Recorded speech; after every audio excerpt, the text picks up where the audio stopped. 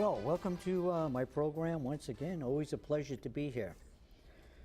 I've got the panel show, which is always interesting to me, and I'm sure it's interesting out there to you too. Now, we had a city council meeting last night, and if you watch that city council meeting, it's better than Little Theater.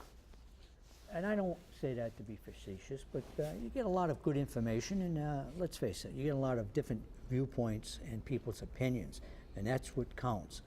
You're going to have a city, and you're going to discuss city business. You want to hear from various people, and if you don't like their opinion, well, that's one thing, and if you do, I guess you could support it.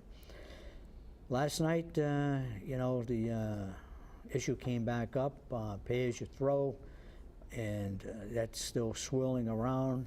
A lot of people don't even know it's going to be implemented. Some don't understand it. Some are very disturbed about it. And we have CJ here tonight. CJ, you're a landlord of always a pleasure to be here, Richard. Good repute, I hear. Yeah. Bob, nice to have you. Always a pleasure. Saw you last night. Give the city council some advice. Do they take your advice, or they just listen patiently? No, I think they actually all have headsets that they listen to when CJ and I speak, because apparently they don't listen. They don't even listen. They don't even listen to themselves. This is true. This is very true. Is that a problem? What's going on with the? It was kind of rough there last night. What's going on there? Well, yesterday was just a catch as catch can for the, as I called it earlier today, the Circus Maximas. What happened was several people came in at the end of the Finance Committee meeting, and Council President Joe Camara had recessed for 10 minutes before starting the City Council meeting. And normally, citizens' input time is before and immediately following the Finance Committee meeting. And the problem here was nobody signed up for citizens' input after the Finance Committee meeting. So Council President Camara took a 10-minute recess. And then he started to open up the City Council meeting.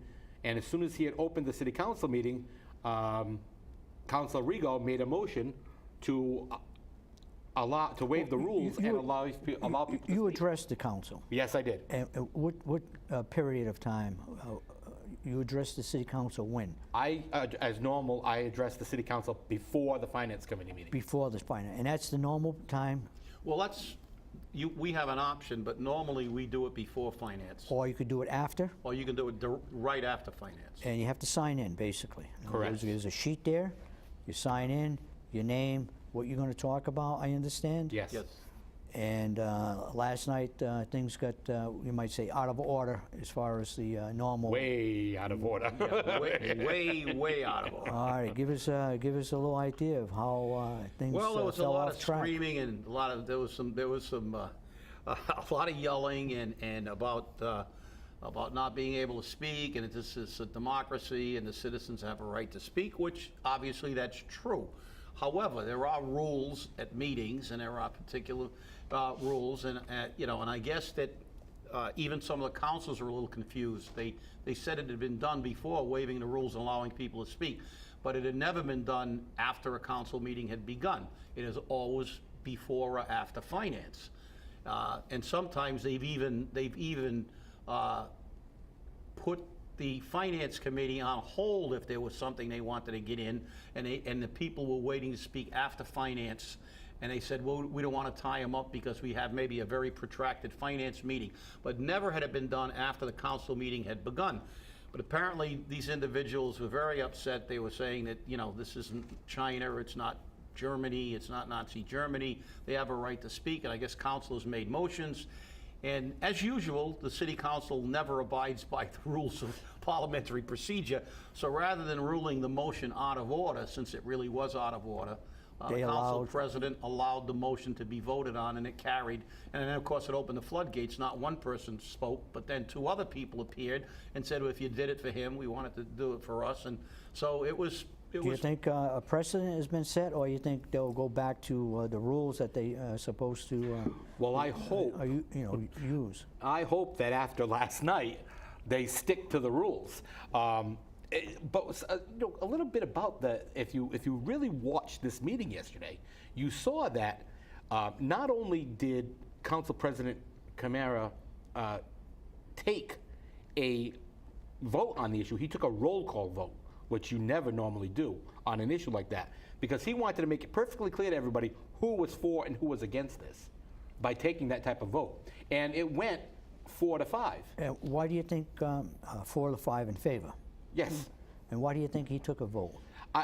Again, because he wanted to make it perfectly clear who was for and who was against this. But what would be the purpose of... Well, you kind of put people in a position where they're going to make a stand on a rule, and is this going to fly? So the majority voted to waive the rule. Right, and surprisingly enough, it was 5-4, as I said, and the 4 people who voted against were Pat Casey, Jay Zeal, Paul De Silva, and Council President Joe Camara. And the other 5 were obviously Dan Rigo, Linda Pereira, Mike Mioza, Ray Mitchell, and Leo Pelletier. It really blew my mind, because when Ray Mitchell made a motion to waive the rules for the rest of the people that were there, Joe Camara, who, like he normally does, he makes a comment from the podium, which he is supposed to excuse himself from the chair to make his comments. He says, "Do you really want to do this?" And he says, "Well, no, not really." He goes, "Then why are you making the motion?" Well, you can't do that. So to waive the rules, shouldn't it be done only in an extraordinary situation? Yeah, suspending rules is for it's supposed to be a very, and I speak from someone who was a chairman for 20-some years, and I've gone to conventions and acted as parliamentarian. The fact is that it's supposed to be in a narrow sense, something that has to be dealt with, and you're going to suspend the rules to let someone, you may have someone in here that you want to speak to the body who's pressed for time, you don't want them sitting at a meeting, so you suspend the rules and allow people to speak. There's guest speakers, etc. But it's normally in a context of, it has to be a unique situation. You don't just suspend the rules anytime you feel like letting someone speak. There is a provision within the council to allow the citizens to speak. And I am a firm believer we should get more time to speak, but that time, it should be, allocated. And I was very, very disturbed by a comment from Councilor Jaisal Correa, who said, we can't have this. In other words, allowing people to speak. I can see a city councilor saying, listen, I believe that, I don't believe they should be allowed to speak now because they're violating the rules. We've begun a meeting. But I want these people to have an option to speak at some point in time, and citizens deserve the right to speak. It was almost as if he was implying that the citizens don't have a right to interfere with the council's business, forgetting that the council is supposed to be doing our business. And there is an opportunity, and it's part of the rules for citizens input time, which basically a citizen can attend, and you're supposed to be a Fall River resident. Right, and that's another reason why they waived the rules. Because the person wasn't a Fall River resident, and also the person was speaking, you might say, out of order to address the council. So that doesn't bode well for a strict progression organization of well, order this and organization has no progression of any type or semblance of cohesion. I mean, well, here's another thing no rules that that doesn't apply. seem to have many rules to it as we sit here, and that's this so-called pay-as-you-throw. the pay as you win. People are calling the radio station, people are addressing the city council, people are talking about it in coffee shops and on the streets. And pay-as-you-throw, if people out there are not sure what it is, it's basically that come August, I believe, 4th or 5th, 4th on a Monday, you'll have to put, if you're a Fall River City resident and you put out trash, you're going to have to put the trash in a certain plastic bag, and you're going to have to buy that bag. That bag will be put out. You can put it in a bin. It'll be collected, but if you don't put it in that certain type bag, it's not going to be collected, and you could be fined. And there's this controversy about, people owning multifamily houses, and how does that go, CJ? Well, one of the things I found, which I found very interesting, was I actually found how much the city pays per bag. How much they actually pay per bag. Now remember, they're charging us $2 a bag. The city pays 1.3 cents per bag. 1.3 cents. That's what they pay for per bag. Do you think there's going to be some counterfeiters rolling those Hey, presses? you never know, but the funny thing is this. The current contract, it's FC 55, which is the state contract for pay-as-you-throw bags, expires November 11th, 2014. At that point, the prices go wherever they want to go. So it's going to be interesting to see what happens. But the funny thing about this pay-as-you-throw, this whole pay-as-you-throw fiasco, is that the city, the mayor, the city council, everyone says the same thing. There's nothing they can do to help the seniors or the low-income people. You have to pay for it. And that's it. That's the only way it's going to get done. You have to pay for it. You know, some people are saying that this is just, you know, circumventing the Prop 2.5 limitation on the increase in taxes. The city has raised the taxes 2.5.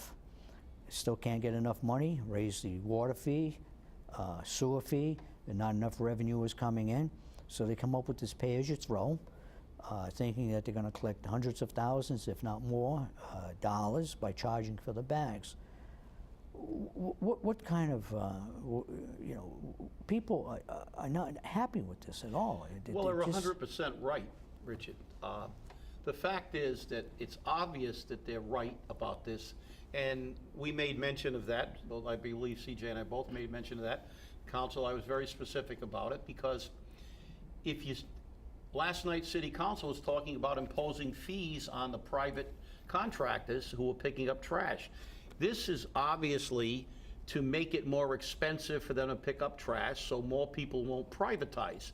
And I So in other words, even if you privatize, Well, basically, the person who is picking up the trash, the private collector, he might pass that cost on to the homeowner Well, you know, who's it's putting the obvious what trash. they were trying to do, because last year, we sat in that council chamber when they lowered the taxes on businesses, saying that they wanted to be business-friendly.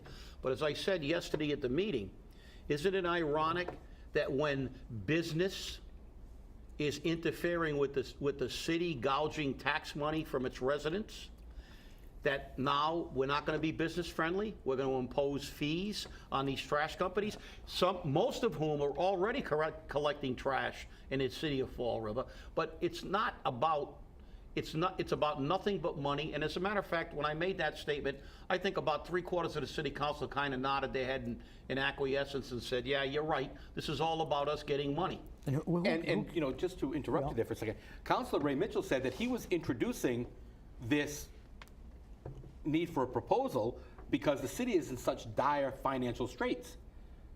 And that's why they need to see where they can squeeze basically every dime out of every single individual out there. The other thing that this whole program goes into effect on Monday, August 4th, which means when you put your trash out on Monday for collection, they all better be in the purple trash bags, the pay-as-you-throw bags. And that has an insignia on it. And it has the city seal on it. And because the rules take effect on that Monday. So all your trash from the previous week better go in those purple bags, because you're going to get hit with a $300 fine if you're violated. $300. $300. All right, so I put out a bag and it's not in the city designated type bag, I'm going to get a bill. $300? $300 fine. For each bag, for each occurrence? It's going to be for each occurrence.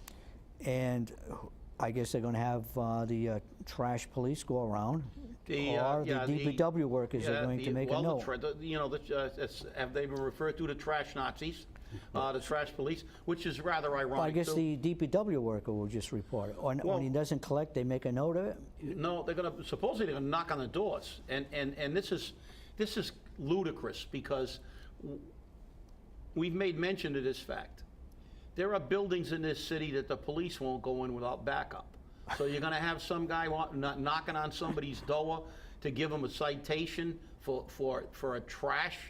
You know, I mean... Who gets the citation? Does it go to the tenant? In other words, you got a 6-family house. You have 7 barrels out there, and they spot the non-conforming bag in one of the barrels, and they 6 apartments. And the landlord is nowhere to be found. He lives in, Texas. Who gets the citation? Well, here's the way it works. The trash Nazis recover your bag from the trash. The illegal bag. The illegal bag. And now remember, we have cameras on the trucks.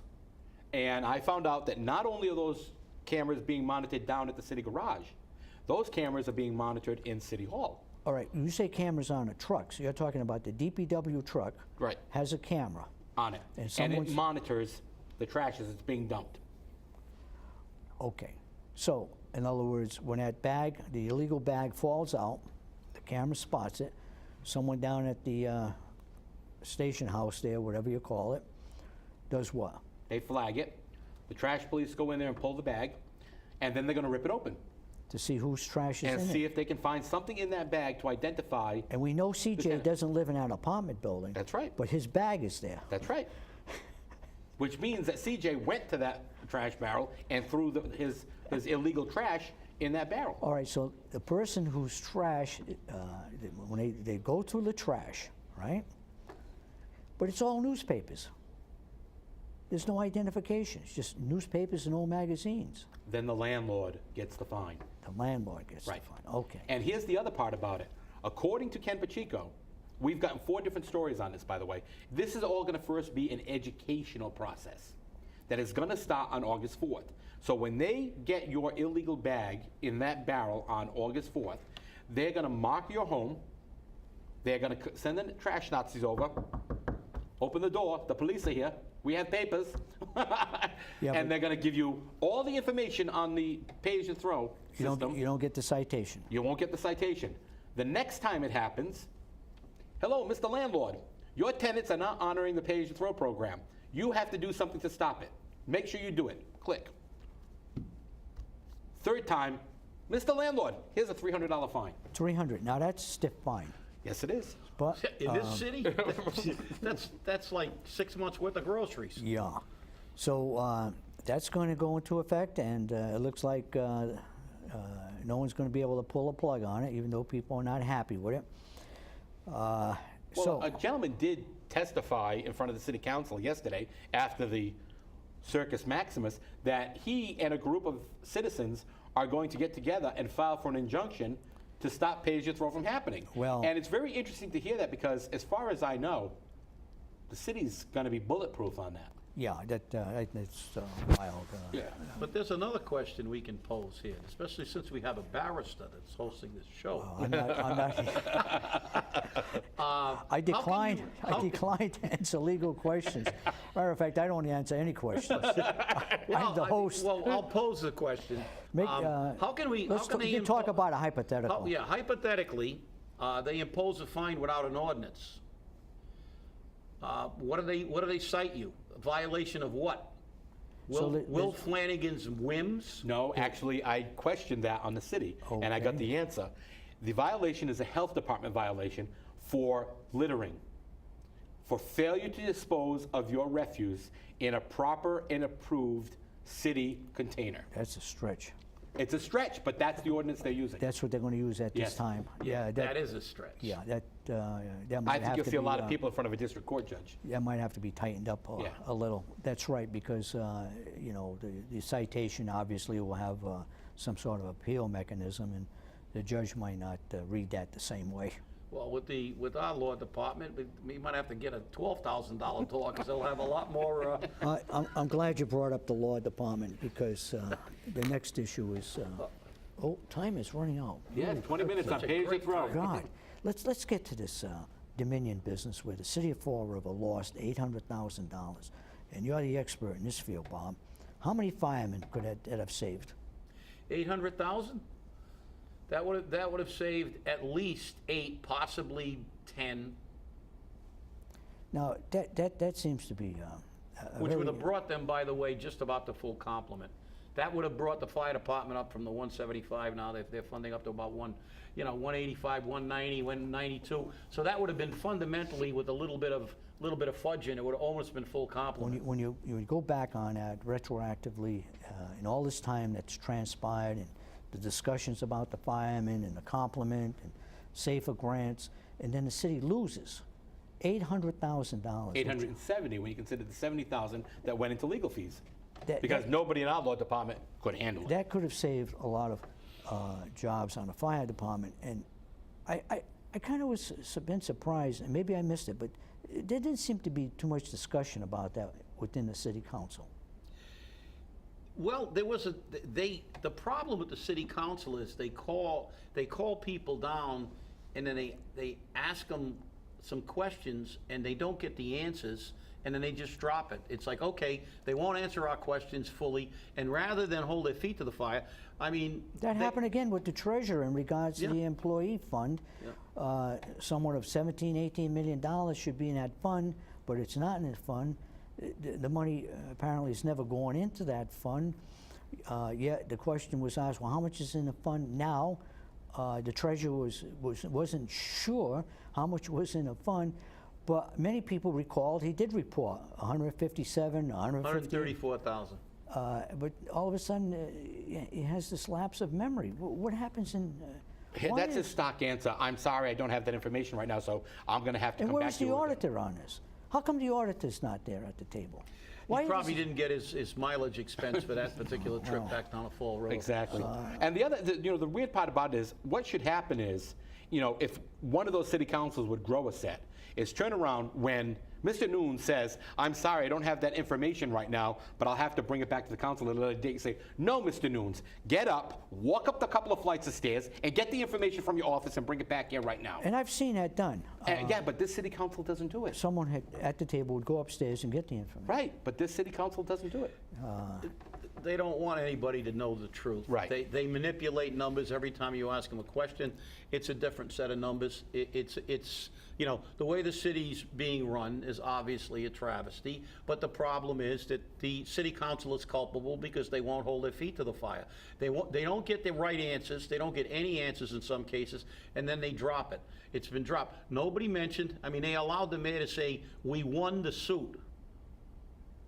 Won. Yeah, we won. He said that in the paper. We won because they didn't get additional money for filing a frivolous lawsuit. Where's the recovery? When you win, you usually get a recovery of some sort. That's my point. It's like, so he was saying that because they didn't rule it a frivolous suit, which normally when cities and municipalities bring suits... Oh, so that's judges, the win? That's the win, because it wasn't considered frivolous. It was considered, I guess, not too bright. It was considered inept. They didn't win it, but we won because we didn't get called really stupid. We only got called That's like semi-stupid. the legal opinion that was given out a number of years ago. Well, he's on probation, but we don't consider that any type of attachment to a criminal charge or offense. When you walk by a courthouse, they don't just attach probation to you. Yeah, you look good today. You're the guy, What kind of legal jargon or opinion Well, is that? we firmly But believe... Olympics are coming to town? Yes. The Olympics, yes. Yeah, we have, they're coming, and right after that, the World Cup. And the World Cup is coming, and then maybe we're going to have the extreme games, and maybe we're gonna put snow on the city dump, and we're going to have the Winter Olympics too. Mount Trashmore? Mount Trashmore, yeah. Might have the Winter Olympics. Now, what is this about the Olympics? Because people are confused. The real Olympics, first of all, hasn't been cited anywhere, and For 2024. yeah, in 10 years from now. In Fall River is not a site in contention. Well, hey, He's looking for it as a satellite, because when you have Olympics... Is this just another diversion? Of course it is. Number one, we know this is something we shouldn't want. He's touted as something we wanted. It's going to do... How long does the Olympics last? 2 weeks? We're going to spend millions of dollars constructing stadiums, and how are we going to get people down here to house people, and we're going to make all this money for 2 weeks, and then we're going to get stuck. Have you ever seen some of these countries that hosted the Olympics with the derelict stadiums and all the money they spent on infrastructure? They're in the hole. Brazil's complaining right now. The country's almost in a revolution over the money they spent on the World Cup and the money they're going to spend for the Olympics now. Yet Fall River we have no money. But they don't realize that even if we did get picked, we don't have the money to do what we've got to do. Well, gentlemen, we're getting down to the end of the hour here. So what's on the horizon for Fall River? This is July. Before we know it, there'll be another election come you know, the end of the year. City councilors will be gearing up to run for office again. Is the mayor on board for another term, or is he looking Well, for... he did throw a fundraiser, $100 a plate fundraiser at the Tipsy Toboggan, or Tipsy Seagull, or whatever it may be. He is running, and if he runs, even if he doesn't get elected, he's going to have a bestseller, how to get elected for 3 terms and do absolutely nothing, and run on the fact that I did nothing but screw up, and just give me another term. Right. And this is the big problem. And right now we have an election coming up in November here, where one of the questions on the ballot is to repeal the casino gaming law. Now, if that question should pass, then casino gaming is going to be illegal in Massachusetts, which means the state will not receive its $73 billion or whatever it may be. Yeah. And that has to come out of the budget. Well, number one, they planned on money they didn't even have yet. Is that Boston beer money? That's Well, in a way, it's not, though, because Right. in a way, it's not. I don't believe in earmarking money that you don't really know, because there's a lot of issues. But the fact is, gambling was legal technically in the state of Massachusetts, and for them to anticipate some revenue, but that's okay. But now this is an unforeseen circumstance. But the fact is, they always overestimate when they do things, just like Fall River. Let me get one more question in, and that was what happened last night. Two people, two names were put in for the redevelopment authority. Both were, I won't say rejected, but the council would not approve the 2 people. Is the council getting a little feisty? Well, Councilor Pereira, I think, said it best. Because of her health situation, she did not have the opportunity to interview. Why weren't those 2 people there? You think Well, they should? well, that's the other a question. big board. I mean, it's an important board. Right. I mean, we talk about doing something in the city, getting jobs. I think maybe those people should have been there, answer I a think few it would have helped their questions. case. But again, like I said, Councilor Pereira said, I will vote present. I will not vote against it. And Councilor Maioza, when I heard him speak about it, he said, well, I don't even feel that's my job anymore, because I feel like asking any questions doesn't go anywhere, because these decisions have already been made.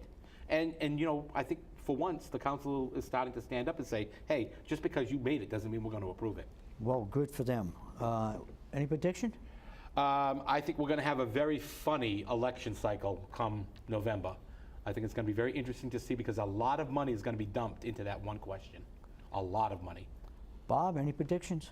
My prediction is I can't wait till October to come up with $6 million for the school department. I can't wait to see where they find that money. $6 million. $6 million. Well, can't wait. You talk about a shortfall, a lot of financial problems in the city of Fall River. You can ask yourself the question: is Fall River unique? Is it the only city? Are the towns and districts suffering the same, or are they not? Well, anyway.